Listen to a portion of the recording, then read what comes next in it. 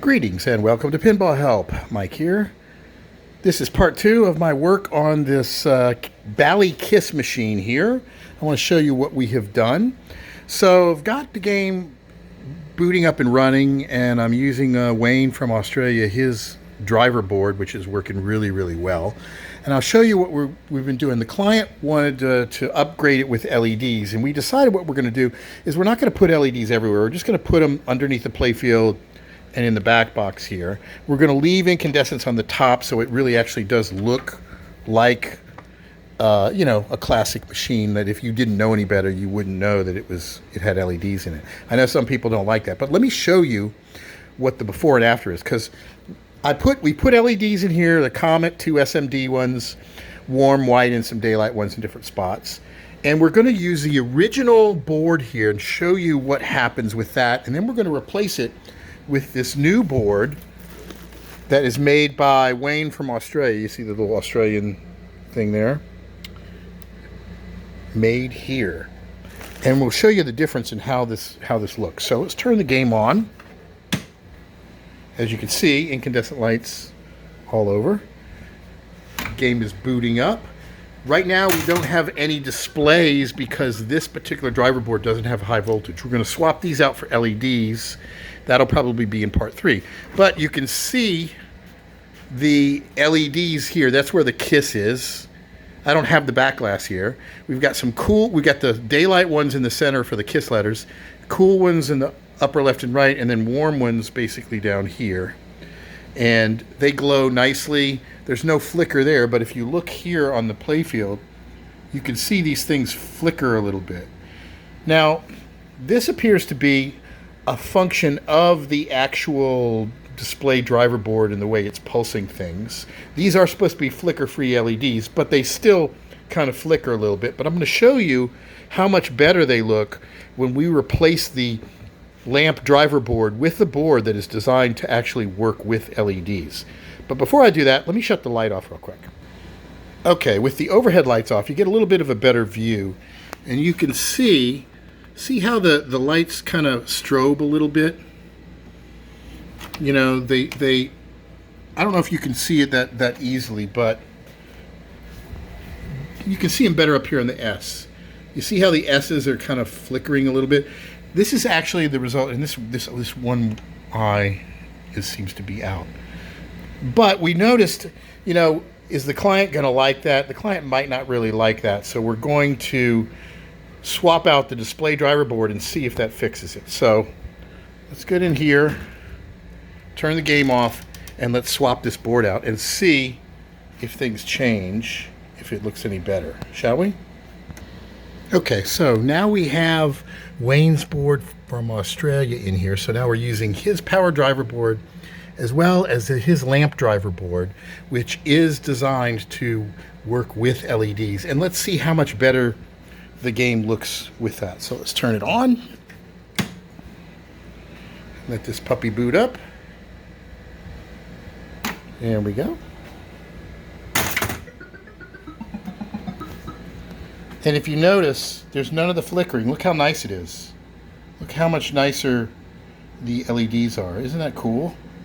It really does a great job. Now, I've used some of these modern display driver boards, but I have not found them to make the LEDs look as good as they do here.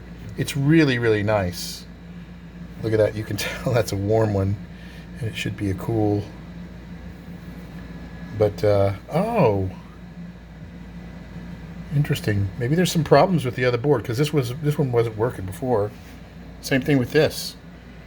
Interesting. There might be some problems with that original driver board, because when I plug this one in, all the lights are working properly now. So isn't that nice? Look at that. Let me shut the lights off so you can see it even better. There you go. I mean, look at that. There's none of that. There's no ghosting at all. It looks really beautiful. See that? On, off, on, off. Before, those things were ghosting all over the place. So if you look with the incandescence in the plastics up top, it's hard to tell that this has definitely been LED'd out because it doesn't look that obvious. It's just a little bit brighter in these basic spots. But other than that, it looks really, really beautiful. And of course, once the back glass is in, this is just going to pop really beautifully, and nobody will even know that it's not original glass. Now, the advantage of using the LEDs is they don't generate that much heat. And of course, if you look at this game, this is a really beautiful example of this.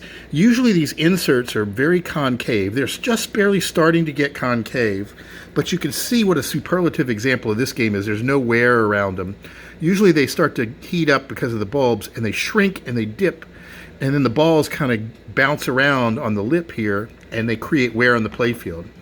This is going to keep this game looking better and performing better for a long time because the LEDs run very cool and they're not going to heat these things up and cause problems. So far so good. Everything is looking good. We can turn the game on, and everything is working nicely.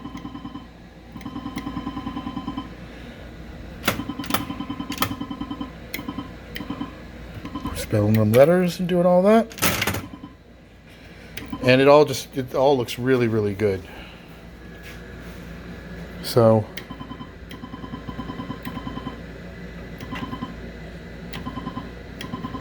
that looks like C's giving me problems there. That's the problem. One of the problems with the LEDs is they're a little bit smaller than regular incandescent bulbs. They don't always fit well.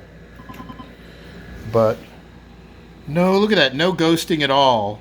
At least, hopefully it's not on the video, because in real life it's not. It looks really, really good. Lighting ABCD scores lit value. You get a special? I guess there's not a knocker in here, or maybe there is. I'll have to check that. I'm still diagnosing all of the issues, but this game plays really snappy. It plays really, really well. And I bet that part of that is the result of Wayne's new power driver board. Just brand new, got plenty of power to be able to throw everything around. And then, oops, can't even remember where the flipper is. So there you have it, making progress on this beautiful example of a KISS pinball machine. Stay tuned. If there's a part 3, I'll be showing more about what I'm doing to the game. And we'll take it from there. But I cannot recommend enough these products from Wayne from Australia. I'll put a link in the description of the video. This is his power driver board, and this is his display driver board. And it's to me, I've used several of these, and this makes the LEDs look the best. Look at that, just no ghosting. And this is a very old Bally, and usually the early ones are the ones that have the most problems with this stuff ghosting. And as you can see here, it just looks great. So as usual, hats off to Wayne. He's a new guy. He's an engineer that has been making these boards himself just for his own projects, and he shares them. He has a store on eBay. I don't even know if you can get these in any other places, but his prices are very reasonable. The downside is you're having to get them from Australia, but really good quality stuff, and I can't recommend them enough. And stay tuned, and we'll see if there's any more progress on this. And until next time, thank you all for watching.